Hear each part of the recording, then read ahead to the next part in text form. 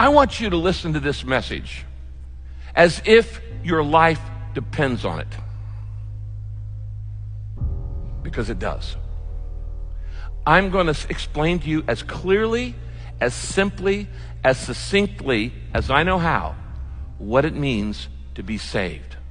What it means to know you are for certain going to heaven when you die. And I know many people who've gone to church their entire lives and still aren't sure of that. They have doubts about their salvation. They have doubts about, am I really going to get in? Is God going to love me? Is he going to let me into his heaven? I don't ever want you to have any doubt again about whether you're going to heaven or not. I want you, when you finish this message, to be absolutely certain, confident, with zero doubts, zero fears, zero anxieties, that if you were to die tonight or in the next hour, you would go straight into the presence of God.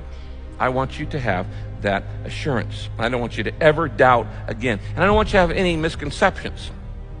As you know, Jesus was led up the hill to Golgotha. He was crucified between two thieves. One of them rejected Jesus. The other actually accepted him on the cross.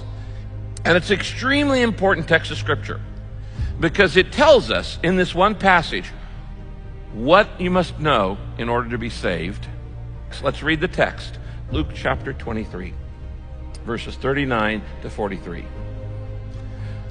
One of the criminals hanging beside Jesus hurled insults at him. So you're the Messiah, are you?